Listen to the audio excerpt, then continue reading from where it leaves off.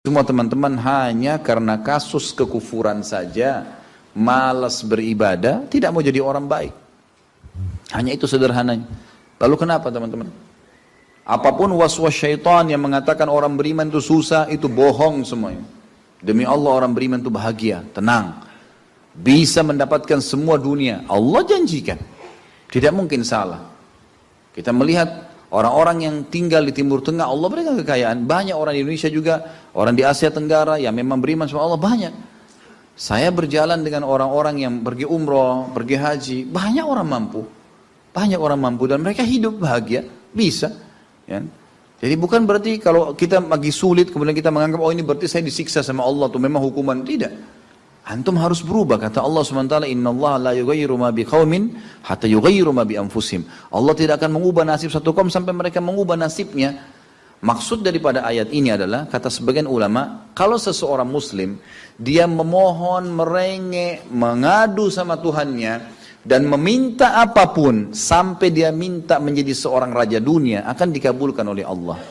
Asal dia mau mengubah dirinya. Lalu Allah akan bukakan kepadanya peluang-peluang untuk mencapai apa yang sedang dia minta itu.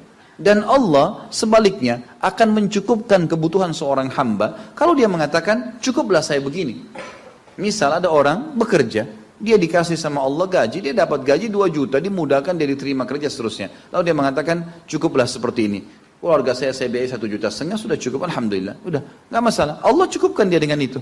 Tapi kalau ada orang tamak dengan rahmat Allah, enggak, saya mau begini, saya mau begitu, saya mau berusaha, lalu merengek minta kepada Allah, Allah akan kasih, tapi prosesnya ada. Karena kita di dunia ada proses. Makanya Umar bin Abdul Aziz rahimahullah mengatakan, sungguh saya ini memiliki pribadi yang tumuh. Tumuh itu orang yang selalu antusias mendapatkan yang terbaik. Beliau waktu jadi masyarakat biasa, beliau minta kepada Allah agar menjadi gubernur Madinah. Dan beliau mengatakan, terus saya menggencot doa itu setiap malam, sampai Allah kabulkan saya jadi gubernur Madinah. Gitu kan. Kemudian setelah itu, saya memiliki antusias yang lebih besar untuk menjadi khalifah. Dan terus saya berdoa sampai Allah nobatkan jadi khalifah. Padahal Umar bin Abdul Aziz tidak bisa jadi khalifah pada saat itu kalau sesuai dengan jalur keturunan. Semestinya ada orang lain, dia memang keturunan Bani Umayyah, tapi bukan dia semestinya pada saat itu menggantikan khalifah. Tapi subhanallah sebelum meninggal khalifah sebelumnya, menulis surat bahwasanya yang datang setelah saya adalah Umar bin Abdul Aziz, padahal bukan dia. Makanya setelah Umar bin Abdul Aziz meninggal, kembali kepada keturunan raja yang pertama. Tapi Allah selipkan dia menjadi khalifah di situ. Dan dia mengatakan, saya mendapatkan semua apa yang saya inginkan dengan tumuh saya, dengan antusias saya yang besar, dan saya mohon kepada Tuhan saya sampai Allah kasih. Jadi Allah kasih teman-teman sekalian. Tapi bagaimana kedekatan antum kepada Allah subhanahu wa ta'ala? Bagaimana kita merengeknya dengan Allah? Bagaimana kita memohonnya dengan Allah? Tidak ada yang mustahil. Coba terus minta sampai Allah kasih. Karena setiap seseorang hamba mengucapkan Rabbana atau Allahumma, atau kita mengatakan dalam maksudnya, ya Allah, wahai Tuhanku. Begitu kita mulai memohon, itu sudah ada garis startnya ucapan kita. Ada garis finishnya. Tinggal antum sabar sampai garis finish enggak? Banyak orang berdoa baru pertengahan sudah berhenti dengan alasan Allah belum kasih. Allah mau lihat ini orang benar nggak, serius nggak. Sama rasionalnya gini, kalau kita kuliah, begitu kita sudah daftar kuliah, sudah ada kan prediksi kita 4 tahun tamat S1 kan? Oh iya, semester 1, semester 2, semester 3, sampai semester 8 misalnya. Ini yang saya tahu pada saat kami S1 di Madinah begitu ya. 1 tahun 2 semester, 1, 2. Tahun kedua, 2, 3, dan 4. Sampai semester 8 selesai S1. Baik, kita begitu daftar, pertama sudah tahu. Saya akan kuliah 4 tahun nih.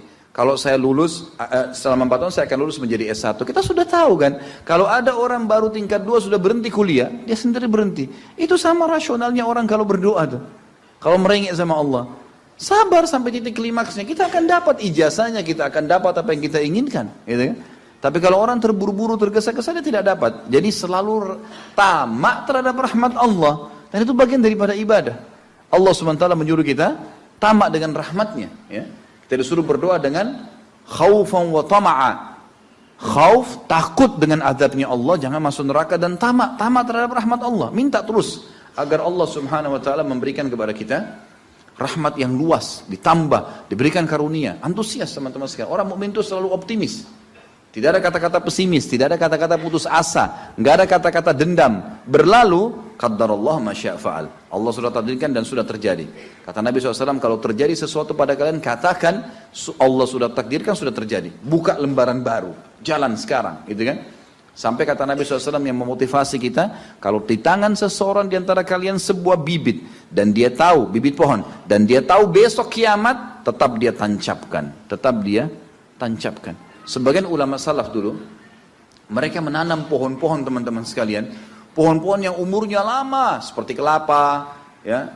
Tapi di sana mungkin mereka menanam pada saat itu kurma. Kurma lama tumbuhnya, gitu kan. Mereka tanam. Sampai pada saat itu ada beberapa sahabat menanam pohon-pohon kurma yang masih kecil. Mereka di umur pada saat itu sampai alis mereka sudah putih dan turun menutupi matanya, saking tuanya, 80-90 tahun. Ditanya oleh murid-muridnya, kenapa anda masih menanam seperti ini, di umur seperti ini, gitu kan. Kata dia, Allah akan memberikan saya pahala di setiap gerak-gerik saya, termasuk ini. Bagaimana dia antusiasnya? Artinya ada hadis Nabi mengatakan tidak ada seseorang yang menanamkan sebuah pohon, kemudian ada burung yang hinggap di situ, atau manusia ya yang hinggap bernaung, atau mungkin hewan-hewan, ulat atau apa saja yang memakan daunnya atau buahnya, kecuali jadi pahala buat dia. Jadi selalu ada motivasi untuk menjadi orang yang terbaik, ya. Makanya juga dalam masalah surga begitu. Kata Nabi SAW, kalau kalian minta surga Firdaus, surga yang tertinggi. Jangan bilang amal saya nggak cukup, enggak. Tamak dengan rahmat Allah, minta yang terbaik teman-teman sekalian. Kita tidak akan berubah kecuali Allah tidak akan berubah kecuali kita berubah dulu. Kita yang mengubah menjadi lebih baik. Ya, ini poin yang harus digarisbawahi. Ini sebuah kaidah hidup, ya. Sehingga kita harus selalu optimis, dan begitulah keadaan orang-orang beriman. Allahu a'lam.